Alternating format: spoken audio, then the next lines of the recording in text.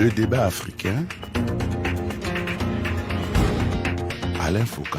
Entre descente de police, de l'armée avec usage de tirs et de gaz lacrymogène et défection en cascade des mouvements d'opposition, de la société civile et des organisations religieuses, le dialogue national inclusif et souverain initié par le général Mahamat Idriss Déby Itno, le président du comité militaire de la transition, qui a pris le pouvoir après l'assassinat du chef de l'État Idriss Déby, est-il encore possible ? Après les violences et les arrestations de ces derniers jours, notamment contre le siège du parti Les Transformateurs ou encore contre la coalition de l'opposition Wakil Tama, peut-on encore envisager un dialogue inclusif et serein dans ce pays où le fils s'est installé dans le fauteuil du père après son assassinat en avril 2021 ? Au rythme où vont les choses, pourra-t-il respecter le délai de la transition qu'il avait fixé à 18 mois et qui devrait se terminer en octobre 2023 ? Bonjour à tous et bienvenue dans le débat consacré ce dimanche à la situation politique au Tchad. Avec sur ce plateau plusieurs invités, plusieurs acteurs de ce processus de transition. Ils sont tous à N'Djamena, la capitale tchadienne. D'abord, M. Abderrahmane Koulamala, ministre de la Communication et porte-parole du gouvernement. Bonjour, Monsieur le ministre Abderrahmane Koulamala. Bonjour. Second invité de ce plateau, Bedoumra Kordje, président du think tank appelé Groupe de réflexion et d'action pour l'appel du 1er juin 2021 sur le dialogue national inclusif et souverain, point focal d'un groupe de 11 organisations signataires de la déclaration du 19 mai 2022 sur les critères de réussite du dialogue national inclusif et souverain. Il est aussi ancien vice-président de la Banque africaine de développement et ancien ministre et ancien secrétaire général de la présidence du Tchad. Bonjour, Monsieur Bedoumra Kordje. Bonjour Alain. Notre troisième invité est M. Succès Masra, fondateur et président du parti Les Transformateurs. Bonjour Succès Masra. Bonsoir, cher Alain. Quatrième invité de ce plateau consacré à la situation politique au Tchad, Ali Abderrahmane Agar, écrivain conseiller à la réconciliation et au dialogue du président de transition Mahamat Idriss Déby, président du panel des éminentes personnalités du MAEP, l'agence de l'Union africaine. Il est également promoteur de l'université HEC Tchad. Bonjour, Monsieur Ali Abderrahmane Agar. Bonjour, cher Alain.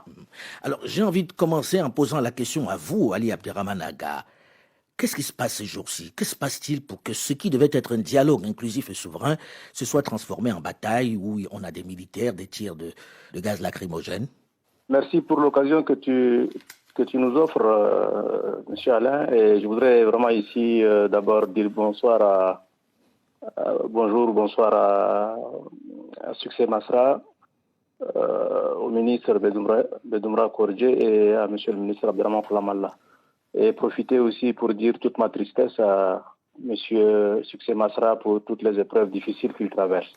Mais ça fait partie un peu de tout ce que nous connaissons en Afrique et je suis tout simplement désolé et je dois le dire à haute voix en tant que conseiller du président de la République et simple citoyen tchadien. Maintenant, vous êtes sans ignorer que tous les changements ne sont pas faciles. Il y a nécessairement des faucons d'un côté et des colombes de l'autre et ça tire de tous les côtés. Mais quelles que soient les difficultés que nous allons traverser, je crois que le changement, il est inévitable. On fera en sorte que les choses se remettent en place, que la confiance revienne, que le gouvernement et l'opposition se retrouvent. Mais en même temps, on a envie de vous dire tout de suite, Monsieur Ali Abderrahmane Agar, on a du mal à comprendre qu'on dise dialogue pendant que ça tire. Qu'est-ce qui se passe très concrètement? Qui ne veut pas quoi? Pourquoi en est-on là? On en est là parce que, je vous le disais tout de suite, il y a une confrontation d'intérêts, d'options, etc., etc. Et entre qui et qui? Qui empêche que l'on puisse dialoguer aujourd'hui au Tchad? Est-ce que les conditions sont réunies pour dialoguer, Monsieur Ali Abderrahmane Agar? J'insiste pour ça parce que c'est vous qui êtes aujourd'hui conseiller spécial à la réconciliation nationale. Les conditions sont réunies, mais il y a un certain nombre de choses à faire pour qu'elles le soient définitivement. Et tout en respectant la position de nos amis les transformateurs et du groupe du ministre Bedoumra Kordje, il y a quand même des choses qui ont été faites qui sont assez positives, sur lesquelles il va falloir peut-être un peu prêter attention. C'est la désignation par consensus de M. Galiga Tangote, qui est en train de faire également un très bon travail, mais nous qui est le président de ce dialogue national inclusif et souverain, oui. Je crois qu'Alain, je reviens sur ce que j'ai toujours dit, les problèmes sont les problèmes. Si on peut aller aux solutions, ce serait une très très bonne chose. Mais, je le répète, je regrette avec beaucoup d'amertume ce qui s'est passé au niveau du siège des transformateurs. Ce n'est pas normal. Mais est-ce qu'on peut faire ce type de descente militaire sur le siège d'un parti en pleine N'Djamena sans que le chef de l'État n'ait donné son feu vert? On a du mal à entendre ça lorsque ça vient de vous qui êtes conseiller spécial du président. On se dit, c'est un ordre qui est venu d'en haut. Je vous le dis très sincèrement, il y a des choses qui échappent à un certain nombre de niveaux. Mais les États africains sont ce qu'ils sont. Mais on ne peut pas continuer à dire ça, africain, parce qu'on n'est pas sur Mars. On doit avoir on doit avoir des codes qui soient planétaires. Monsieur Abderrahmane Koulamalla, vous qui êtes ministre de la communication et porte-parole du gouvernement, qu'est-ce qui fait que ce dialogue national, inclusif et souverain qui devait réunir tous les fils du Tchad se transforme en bataille dans la rue comme c'est le cas aujourd'hui? Pourquoi en arrive-t-on là? Qui est responsable de cela? D'abord, je voulais d'abord vous dire que ce n'est pas de notre fait si les gens ne viennent pas au dialogue. Ce n'est pas de notre fait si les gens sont dans une position qui est une position de refus du dialogue. Nous avons tout fait. Nous avons mis 5 mois à Doha pour qu'il y ait le maximum de consensus. Ce dialogue a été précédé de beaucoup de démarches. M. Bedoumbra, qui est là, a été reçu par le chef de l'État. Nous avons fait des démarches auprès de tous les acteurs politiques pour que tous les Tchadiens soient présents dans ce dialogue. Nous avons fait ce que nous pensons être juste, avec nos imperfections. On ne peut pas nous reprocher de ne pas avoir des imperfections. Mais en même temps, si vous avez tout fait, est-ce que c'est normal de pouvoir envoyer des militaires avec des chars tirer sur le parti? Les gens peuvent décider qu'ils ne veulent pas participer au dialogue. Le problème par le bon bout, M. Foucault. Vous nous posez mal la question. Qu'est-ce qui a amené que les gens puissent aller empêcher les meetings qui se passent devant chez M. Masra? M. Masra, avant qu'on prenne en charge son meeting, a fait 3 autres meetings entourés par la police. La police leur a demandé d'avoir leur propre sécurité. Les meetings se sont très très bien déroulés pendant le dialogue. Personne ne l'a empêché de faire le dialogue. Ensuite, quand ils ont vu que nous étions prêts à faire cela, ils ont eux-mêmes décidé d'aller à une vitesse supérieure. C'est-à-dire? En allant ils ont fait des parades qui sont dans une logique insurrectionnelle. Je l'ai dit à M. Masra, je l'ai dit à ses émissaires. Ce n'est pas normal que ça frise l'enfantillage. Nous sommes dans un dialogue. Qu'est-ce qui amène les gens à remettre en cause la sécurité nationale? De façon est-ce que le fait de manifester... Monsieur. Et si la police a empêché ce dialogue, c'est pour essentiellement empêcher, des débordements. Nous ne voulons pas avoir des débordements. Alors on va donner la parole, avant de revenir à vous, Monsieur le Ministre, on va donner la parole aux concernés, à Monsieur Succès Masra. Monsieur Succès Masra, qu'est-ce qui fait que vous ne participiez pas à ce dialogue et qu'est-ce qui fait qu'il y ait cet acharnement, cette armée qui est devant chez vous, qui utilise du gaz lacrymogène sur vous? C'est quoi la question, d'après vous? Écoutez, vous étiez parmi les premiers à organiser un débat et je retrouve certains de ces acteurs et ça nous renvoie au début de cette transition sur les principes et sur une réalité. Des principes de justice et la réalité non défendable. Et je vois bien la difficulté avec laquelle un de mes aînés ici est en train d'essayer de dire des choses auxquelles lui-même il ne croit même pas. Ce n'est pas défendable ce qui s'est passé et je crois que l'un qui s'est exprimé avant moi a reconnu cela. Si quelqu'un essaye encore de justifier cela, ça vous montre bien. Et cette personne... Mais Monsieur le ministre parle de risque d'insurrection. Est-ce que vous avez appelé à l'insurrection dans vos manifestations? Du gouvernement de la pré-transition. Ce qu'il faut dire, il y a eu plus de 1000 personnes blessées, arrêtées. Il n'y a eu aucun problème par le passé. Ce qui s'est passé, c'est qu'il y avait plus de gens qui rejoignaient le dialogue que nous lancions avec le peuple. Pendant une période de dialogue, nous lancions un dialogue avec le peuple. Il y a eu une première rencontre qui a eu lieu, 30 000 personnes, une deuxième rencontre, 50 000 personnes, et la troisième rencontre, il allait y avoir 100 000 personnes. De plus en plus, des gens quittaient la salle pour nous rejoindre. Mais revenons à l'essentiel. L'essentiel, c'est que il y a un désaccord sur des principes fondamentaux. Les militaires arrivés au pouvoir ont donné des promesses d'égalité, de justice, pour arriver à dessiner le Tchad de demain sur la base des principes qui sont des principes d'objectivité et de partialité.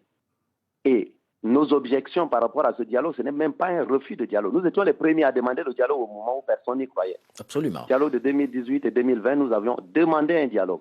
Ça a été refusé. Nous avons organisé plus de 10 semaines de marche. Puis il y a eu l'attaque rebelle. Mais aujourd'hui, qu'est-ce qui fait que vous ne participiez pas à ce dialogue? Deux choses. La première chose, c'est la confirmation d'un principe qui est un principe que j'ai appelé d'éligibilité encadrée. Qu'il ne s'agit pas de refuser au président du Conseil militaire de transition et aux militaires et à tous les dirigeants d'être candidats, mais c'est de dire que ceux qui vont gérer la transition post-dialogue jusqu'aux élections, c'est un principe de base, ne peuvent pas diriger les organes de transition. Si je résume en gros, pour ceux qui ne connaissent pas ce qui se passe sur place, vous souhaitez que celui qui dirige la transition, c'est-à-dire le président Mahamat aujourd'hui, ne puisse pas être candidat à l'élection présidentielle prévue prochainement, peut-être en octobre prochain, c'est ça? Octobre 2023. Non, au-delà de sa personne, c'est un principe anonyme qui s'adresse à tout le monde. Il peut décider de gérer la transition jusqu'à la fin, mais alors il ne devrait pas diriger la transition et être candidat. Donc, il a ce choix, mais ça ne s'applique pas seulement à lui, ça s'applique aussi au Premier ministre de transition, au président de l'Assemblée nationale de transition. Il s'agit de lui donner un choix pour qu'on puisse profiter du dialogue pour organiser la gestion de la suite de la transition sur cette base-là. Donc ça c'est la première des objections. La deuxième c'est laquelle, puisque le temps tourne vite? La deuxième chose que nous demandons, nous tous, la plupart, ce n'est pas un nombre égalitaire de participants. Parce qu'aujourd'hui, la manière dont les participants au dialogue ont été choisis, il y a un déséquilibre. Tout le monde le reconnaît, y compris le président Gali, auquel vous faisiez allusion tout à l'heure. Tout à fait, qui est le président de ce dialogue national. Voilà, un quota de consensus uniquement sur les gens qui auront le droit de vote. Parce que tout le monde qui viendra au dialogue ne va pas voter. Il y a les chefs religieux, il y a les militaires, ce n'est pas grave qu'ils soient là. Mais ceux qui vont avoir les droits de vote, parce que c'est un dialogue politique national et inclusif. Donc, comment nous allons résoudre les problèmes politiques de notre pays pour ne pas avoir un pays dans lequel la dévolution du pouvoir se passe par les armes? Pour faire ça, il y a des gens qui vont avoir le droit de vote. Et nous étions en train de discuter avec les religieux et les aînés réunis autour du président Goukouni pour trouver un accord, et on a commencé à arrêter les gens, à tirer sur les gens, etc. Et ça continue. On va revenir dessus, puisque ce matin, lorsqu'on a demandé à vous avoir pour participer à cette émission, vous deviez être convoqué chez le procureur. Je rappelle que cette émission est enregistrée le vendredi et qu'elle est diffusée le dimanche. Et je me tourne vers Bédoumra Kordje. Vous faites partie d'une coalition qui, elle aussi, a refusé de participer à ce dialogue. Quelles sont les raisons, en dehors de celles évoquées par Succès Masra? Je pense que, en plus de la question du quota de participation, parce que quand vous ne réglez pas ce problème de quota de participation, vous faites venir un nombre important de gens qui applaudissent, et puis tout de suite le président dit que ça y est, la décision est adoptée. Et ceux qui ont été dans la salle ont vu cela dans l'adoption du règlement intérieur, dans la mise en place même du présidium. Il n'y a pas eu une décision de l'Assemblée, il n'y a pas une décision consensuelle, et ça a entraîné le départ des gens de la salle. C'est le cas pour des partis qui ont quitté, des religieux qui ont quitté. Ça veut dire qu'aujourd'hui, les gens ne sont pas satisfaits. Beaucoup de gens sont en train de quitter parce qu'ils se rendent compte que c'est juste un jeu politique. On a maîtrisé la chose de bout en bout. La parole est donnée de façon sélective et les conditions pour un vrai dialogue que nous réclamons depuis longtemps, aujourd'hui, n'est pas dans la salle. Et donc, on n'est pas dans une situation où on peut aller discuter de façon libre et démocratique. Mais ce qu'il y a de curieux, M. Bédoumra Kordje, c'est que tout le monde était d'accord sur le choix du président de ce dialogue national inclusif et souverain. Est-ce qu'il serait manipulé lui aussi, ou est-ce que ça le dépasse? Parce que ce que vous demandez est, de mon point de vue, assez simple finalement, et ça pourrait être discuté avec lui. Non, c'est pas à ce niveau-là. Je crois que ce serait traverser la situation que de parler du président. Le présidium lui-même n'a pas été mis en place de façon consensuelle. Et avant lui, le règlement intérieur. Et donc, on a déjà, dès le début, nous avons posé la question, pour être dans la salle, qu'il faut assurer que les gens qui arrivent ont droit à la parole et qu'on réduise la masse de gens, pratiquement la moitié des gens qui n'ont pas droit au vote, qui vont constituer une masse d'applaudisseurs pour faire aboutir les choses. Et c'est ce qui s'est passé parce que la question ne se situe pas au niveau d'une personne, c'est l'ensemble de l'organisation mise en place pour conduire les débats qui n'est pas satisfaisant.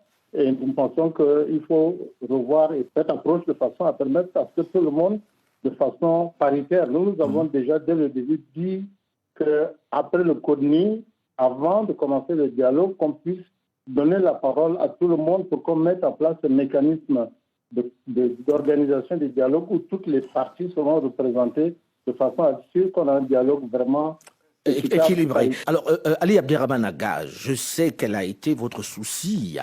Succès Masra en parlait tout à l'heure, il y a un peu plus d'un an, lorsque nous avons fait un débat sur la question de la réconciliation nationale. Ces deux éléments dont parle à la fois Succès Masra et Bedouma Kordje, est-ce qu'on ne peut pas en discuter? La représentation au sein de ces dialogues nationaux, ça n'est pas rien, c'est important quand même, non? Oui, c'est très important, surtout que moi, je fais partie du CODNI, le comité qui a organisé un peu ces dialogues. Et je crois que les choses étaient presque en train d'aboutir, comme l'a si bien dit Succès Masra.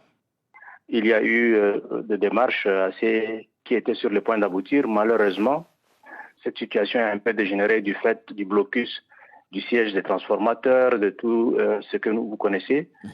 Mais je me dis... Et des arrestations, parce qu'il y a eu des arrestations, il y a eu des gens qui ont été molestés. Il y a eu cette convocation du procureur qui est tout à fait, excusez-moi le terme, déplacé au moment où on est en train d'aller à des solutions. Et moi, je suis optimiste, je sais qu'on va rattraper ces choses-là.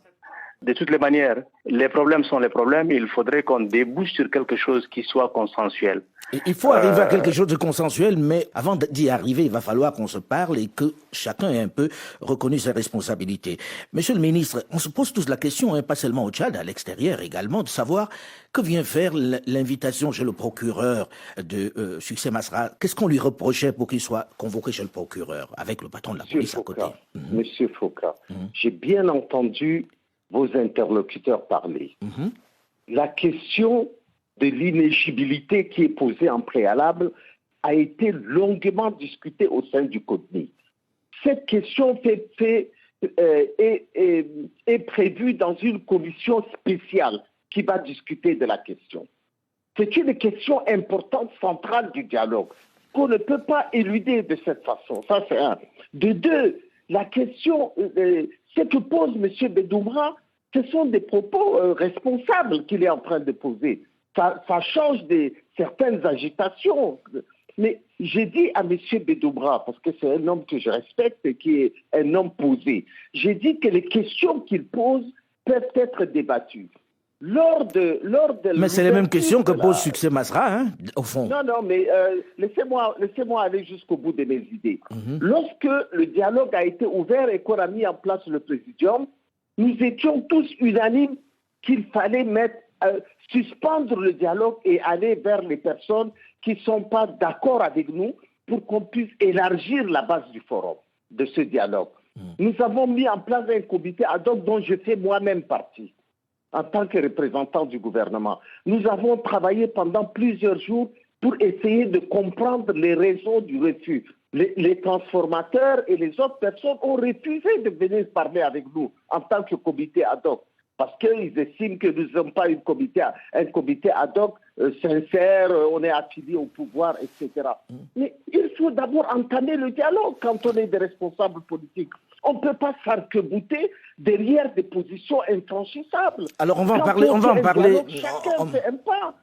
parler dans une dizaine de minutes, juste après une nouvelle édition du journal, dans la seconde partie des débats africains. Puisqu'on cherche des solutions, il faudra qu'on aille vers des pistes de solutions et qu'on sorte un peu de cette violence qui est, vous l'avez reconnu, inacceptable. On se retrouve juste après une nouvelle édition du journal sur RFI. Restez à l'écoute.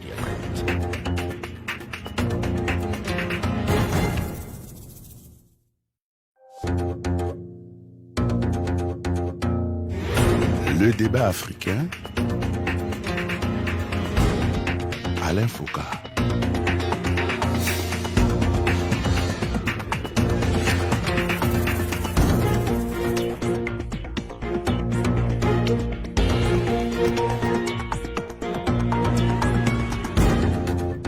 Ce devait être le cadre de discussion entre les protagonistes, les acteurs de la crise politique qui secoue le Tchad depuis l'assassinat du président Idriss Déby en avril 2021 et la prise du pouvoir par son fils, le général Mahamat Idriss Déby Itno, à la tête du comité militaire de transition. Mais ces travaux ont été interrompus pour la troisième fois depuis qu'a été lancé le dialogue national inclusif, boycotté par une bonne partie de la classe politique, civile et religieuse. Y a-t-il encore un espoir de dialogue au Tchad? Comment sortir de cette impasse qui dure depuis maintenant 17 mois? Bonjour et bienvenue à tous ceux qui nous rejoignent seulement maintenant dans la seconde partie de ce débat africain consacré à la crise politique tchadienne qui ces derniers jours a été émaillée de nombreuses arrestations et d'interventions musclées de l'armée contre des opposants. Avec sur ce plateau plusieurs invités. D'abord M. Abderrahmane Koulamalla, ministre de la Communication et porte-parole du gouvernement. Second invité de ce plateau, Bedoumra Kordje, président du think tank appelé Groupe de réflexion et d'action pour l'appel du 1er juin 2021 sur le dialogue national inclusif et souverain, point focal d'un groupe de 11 organisations signataires de la déclaration du 19 mai 2022 sur les critères de réussite du dialogue national inclusif et souverain. Il est aussi ancien vice-président de la Banque africaine de développement et ancien ministre, ancien secrétaire général de la présidence du Tchad. Notre troisième invité est Succès Masra, fondateur et président du parti Les Transformateurs. Quatrième invité de ce plateau consacré à la situation politique au Tchad, Ali Abderrahmane Agar, écrivain, conseiller à la réconciliation et au dialogue du président de transition Mahamat Idriss Déby, président du panel des éminentes personnalités MAEP, agence de l'Union africaine. Voilà pour notre plateau. Alors nous avons terminé la première partie en évoquant les violences qui ont émaillé ce dialogue national et qui l'ont poussé à être interrompu à nouveau. On parlait des conditions de ces dialogues. Et là, le ministre marquait le fait que, Succès Masra, vous n'êtes jamais d'accord, visiblement. Je résume un peu. Vous n'êtes jamais d'accord avec ce qui est proposé. Est-ce que vous faites partie de ceux qu'on appelle les faucons aujourd'hui? Pourquoi n'êtes-vous pas allé à ce dialogue finalement? Les deux demandes que nous avons mises sur la table ne sont pas nouvelles. Ce ne sont même pas des demandes nouvelles. Ce sont des engagements qui ont été pris. Lorsque un engagement pris par le premier responsable qui s'est engagé devant l'Union africaine, devant les partenaires, devant notamment la France par exemple, et les autres partenaires, à rendre le pouvoir aux civils et à ne pas être candidat parce qu'il veut assurer juste la sécurité et qu'il change en cours de route. Vous pouvez lui faire confiance? Évidemment non. Donc je crois que c'est un point majeur et c'est un point fondamental et qui ne dépend pas des conclusions du dialogue. Donc j'insiste là-dessus. Deuxième contre-vérité qu'il faut balayer, c'est que nous n'avons pas refusé de rencontrer les uns les autres. Nous avons commencé déjà des discussions avec les leaders religieux qui n'ont pas été révoqués, qui sont réunis autour des 3 chefs religieux, plus les anciens généraux et l'ancien président de la République, Goukouni, qui a même discuté avec les rebelles, parce qu'il y a des rebelles qui ne sont pas encore dans la salle. Et ces discussions avançaient. Et sachant que les discussions avançaient dans le bon sens, comme l'a reconnu d'ailleurs le conseiller du PCMT, Dr Ali Agar, tout à l'heure, et c'est au moment où nous étions en train de discuter qu'on a arrêté nos militants, qui ne faisaient rien d'autre de particulier que ce qu'ils avaient fait les meetings passés. Et vous avez vu la violence armée, avec un détachement de l'armée, même si nous avions refusé de participer à un dialogue. Est-ce que ça donnerait le droit de venir caillasser un siège, blesser et arrêter plus de 1000 personnes à l'heure où je vous parle? Personne ne peut défendre cela. Vous voyez, nous sommes des gens très très responsables. Mais nous avons déjà été mordus par les serpents plusieurs fois et nous ne voulons plus un Tchad où des anesthésistes qui changent leur avis en fonction de la direction du vent veulent encore nous aider à faire la même chose d'hier.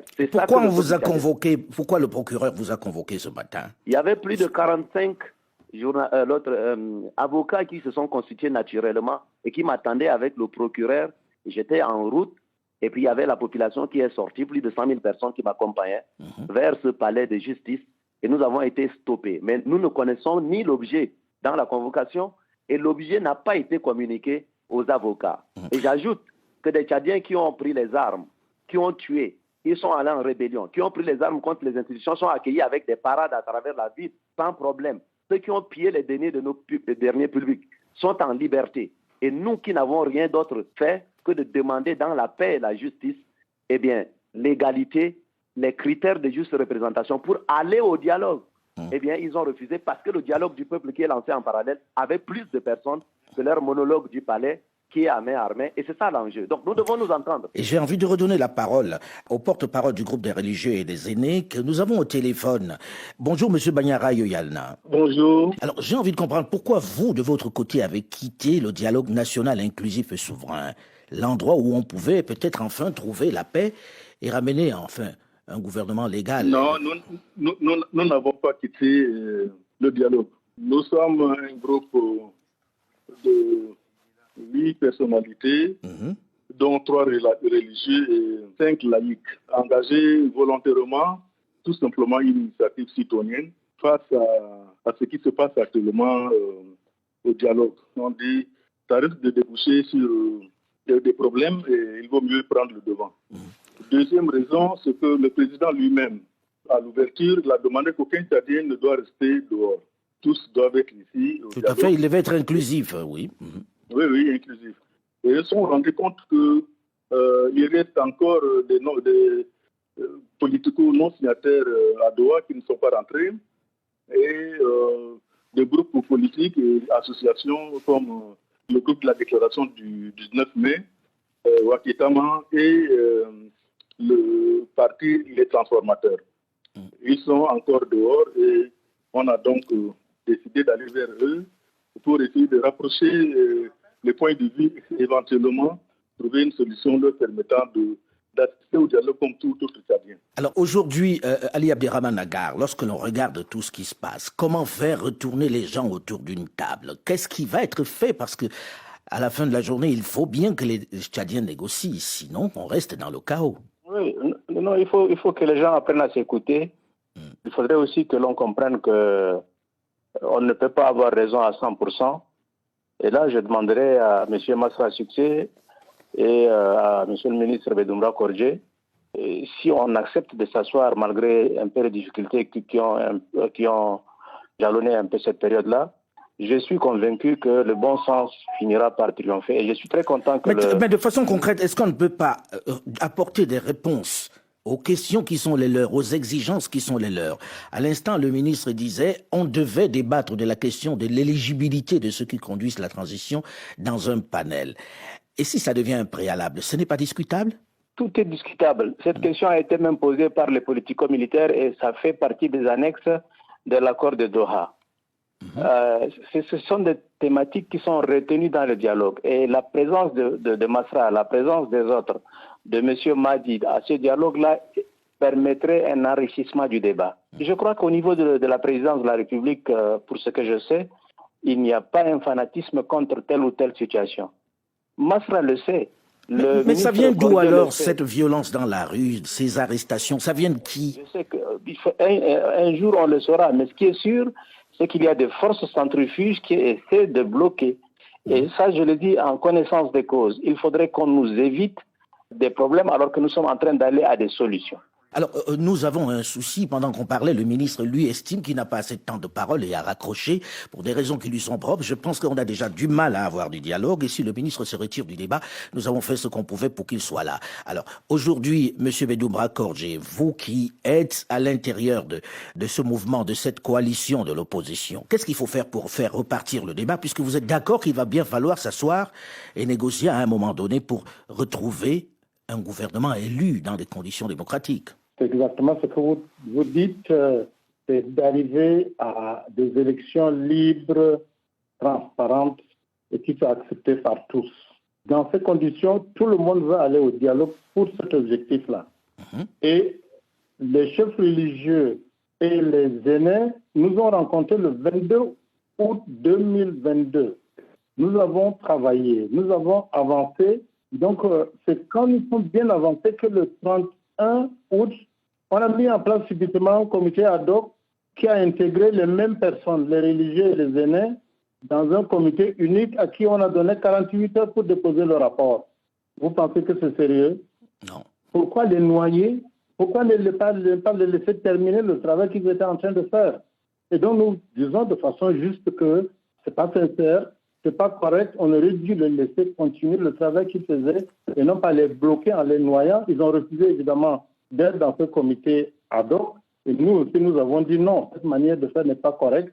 Qu'on nous laisse continuer avec ce groupe qui est neutre, qui est quand même qui ont des forces sociales, des forces morales de la société, et qu'on trouve une solution. On était en train de bien avancer, je pense, sur un accord. Et donc, évidemment, l'attaque des transformateurs, tout ça vient aussi bloquer leur travail. Les arrestations viennent bloquer leur travail. On dirait que tout est fait pour que nous ne soyons pas dans la salle. Pendant ce temps, le dialogue continue à vive allure. Il devait même se terminer le 5 octobre. On a avancé ça au 30 septembre. on pousse vite pour faire des commissions où les gens sont mécontents et de plus en plus de gens quittent la salle. Donc aujourd'hui, le dialogue est vidé de son contenu. Ça devient vraiment un rassemblement de gens qui s'entendent et qu'il faut forcer pour avoir les résultats qu'on veut. Et ces résultats qu'on veut, c'est l'éligibilité des dirigeants de la transition, c'est une prorogation de la transition comme on le veut, c'est la mise en place des organes d'élection qui vont encore falsifier les élections, de fraude. C'est le même système qui a existé jusque-là qui veut se maintenir. Mais je sais que Ali Abderrahmane Agar, jusqu'à maintenant en tout cas, était plutôt quelqu'un qui était assez critique vis-à-vis de cela. Pensez-vous qu'il participe à ce mouvement-là qui veut que le système continue, comme vous le décrivez, en gros? Non, le ministre Bedoumra a été quand même ministre des Finances, secrétaire général à la présidence. Il a eu à assumer un certain nombre de fonctions. Je lui demande d'aider plutôt à trouver des solutions qu'à exacerber les problèmes. C'est toujours facile de donner ce genre de propos, mais nous sommes à un moment où on a besoin de tempérance. On a besoin d'écouter des solutions. Oui, mais là, on est en train d'essayer de trouver des solutions et le ministre de la Communication, porte-parole du gouvernement, a préféré s'en aller plutôt que de faire que nous discutions, ce qui donne un peu un climat du coin. Je regrette que le ministre soit parti. Peut-être qu'il a un problème avec son téléphone. Il a clairement exprimé le fait qu'il estimait qu'on ne lui donnait pas assez de temps de parole. Or ici, on contrôle le temps de parole. Mais en réalité, il était déjà en colère que l'on donne la parole à certains. Je demande simplement à Masra et au ministre Bedoumra Kordje et à tous les autres, ceux du gouvernement et ceux de l'opposition civile, de la société civile, etc., de trouver suffisamment d'énergie pour qu'on aille vers les solutions. Je vous assure que tous ceux qui sont dans la salle, je regrette, ne sont pas des moutons qu'on doit simplement à la baguette diriger. Il faut un peu de respect pour toutes ces personnes. Il y a des gens qui sont venus avec de grandes convictions, qui essaient de voir les choses autrement pour que le Tchad devienne un État normal. Nous sommes dans la salle pour que le Tchad devienne un État normal. Personne ne veut que notre pays soit le dernier de la terre, même s'il y a encore 2 ou 3 personnes qui essaient de bloquer. Moi, je pense que cette occasion est donnée pour que l'on se dise. Je sais que le groupe de M. Bedoumra ont fait beaucoup de démarches. Ils ont écrit à la présidence, ils ont écrit à la primature, etc., etc. Nous sommes en train d'aller aux solutions. Des situations assez complexes sont nées. Mais il ne faudrait pas que ces situations complexes soient bloquantes à jamais. Succès Masra, lorsque vous entendez ça, est-ce que vous pensez pouvoir vous remettre à table avec un certain nombre de personnes pour retourner, en tout cas pour aller à ce dialogue, pour qu'on sorte de cette impasse, parce qu'on est dans l'impasse là? Je suis toujours à table, je suis un homme de dialogue. On s'est assis 7 fois avec le président du Conseil militaire de transition. Il y a des sujets sur lesquels on ne s'est pas entendu. Et parmi ces sujets-là, et c'est en cela que c'est important que chacun le sache, la tempérance, ce n'est pas l'anesthésie.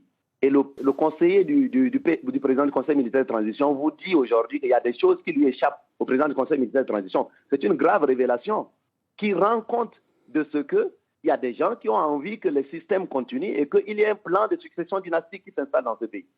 Et donc qui ont rempli à 90% la salle des gens venant d'une seule partie du pays, d'un seul petit camp, parfois des cousins, des neveux, etc. Il ne s'agit pas de les... Mais vous avez écouté M. Ali Abderrahmane Agar qui vous dit que ceux qui sont là ne sont pas juste là pour applaudir, qu'il y a des gens qui ont de réelles convictions, qui ont fait le déplacement et qui sont dans cette salle pour le débat, véritablement. Nous avons demandé la suspension des travaux pour nous permettre d'échanger entre nous et de trouver une solution. Ils ont refusé de suspendre les travaux. Les religieux ont demandé cela. Nous sommes prêts. S'ils suspendent les travaux, nous sommes prêts à discuter pour trouver des solutions. En demandant la suspension des travaux, ils sont venus plutôt nous envahir et nous blesser, etc. Est-ce que vous trouvez que ça c'est sérieux? Et le ministre Bedoumra a raison de dire qu'au moment où on est en train de discuter avec des aînés et des leaders religieux, au sur de l'ancien président de la République quand même, Goukouni, ils ont préféré plutôt les noyauter dans un comité à qui ils ont donné 48 heures et qui est piloté à 90% des gens venant du MPS, qui nous a conduit à la situation actuelle. Est-ce que c'est sincère? Donc oui, nous sommes tempérés, nous voulons dialoguer. Demain matin, si on veut dialoguer avec moi, je suis prêt. Mais ce n'est pas pour faire de l'anesthésie, pour installer un plan de succession dynastique. Jamais nous n'accepterons cela. Si tel devait être le cas, ça veut dire que ce sera une rupture définitive. Et malheureusement, nous sommes arrivés à la dernière chance. Ce dialogue, c'est le dialogue de la dernière chance. Ce qui se passe, c'est une escroquerie et on doit arrêter. Oui, mais dans le même temps, une fois qu'on a dit ça, on fait quoi, concrètement? Que nous discutions. C'est simple, de 10 jours, de 15 jours. Est-ce que, M. Banyara Yoyana, vous avez une solution pour qu'on sorte de cette impasse, vous qui êtes le porte-parole du groupe des religieux et des aînés que l'on écoute généralement en Afrique? Est-ce qu'il y a une proposition pour sortir de cette situation qui n'est pas particulièrement acceptable? Oui, on était près de la solution lorsque, en pleine discussion avec le groupe du président Matra, le groupe du président du ministre Bedoumra et celui de maître Max de Wakitama. Tout à fait. On vient dire au président Matra que ces éléments sont en train d'être arrêtés. On était à la dernière conclusion de nos discussions et ces discussions vont être comportées dans ce que nous appelons l'accord de proposition de sortie de crise. Pour vous, c'était volontairement pour arrêter cette discussion que vous entreteniez en marge du débat?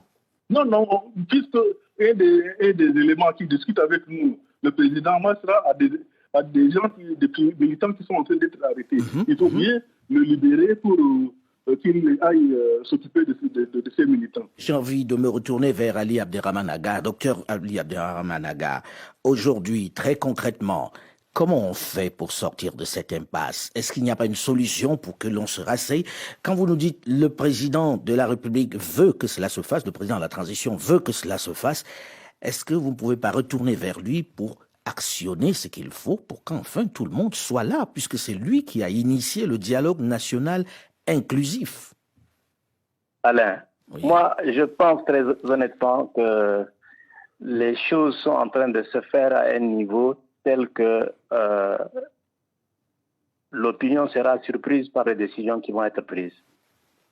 Le président du Conseil militaire de transition et Matra ont le même âge. Il est temps qu'on les laisse parler à deux. Parce qu'ils auront, sur les 40 prochaines années, à être ensemble, à un niveau ou à un autre. Ce pays-là leur est cher, il nous est cher. Lorsque je parle de tempérance, je sais de quoi je suis en train de parler. Je sais que Masra, autant que le ministre Bedoumra Kordje, sont conscients de ce qui se passe. Ils savent également que nous sommes conscients qu'il faut des solutions. Et moi, je trouve que la solution, celle proposée par les transformateurs, par le groupe du 1er juin, par les sages, par les groupes les religieux, de Banyara Yoyana, par les religieux, il y a du bon, il y a des choses qu'on peut retenir, mais il faudrait aussi que l'on comprenne que le gouvernement ne peut pas comme ça être soumis à une pression telle que tout ce qu'il dit est rejeté. Il n'y a pas de solution quand c'est comme ça. Il y a un petit fanatisme qui ne dit pas son nom. Il faudrait qu'on sorte de ce fanatisme en termes de recherche de solutions. Personne n'a raison à 100%. Ah ben on va vous souhaiter de vous remettre à table pour pouvoir discuter, parce que le Tchad ne peut pas rester indéfiniment dans cette situation-là.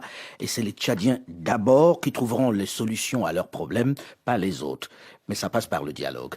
Bon courage à vous et merci monsieur d'avoir accepté de venir en débattre ici. Le débat africain s'est terminé pour aujourd'hui. Delphine Michaud, Olivier Raoult et Alain Foucault, nous vous donnons quant à nous rendez-vous la semaine prochaine, en espérant que d'ici là, les choses seront retournées à leur place au Tchad. À très vite. Restez à l'écoute.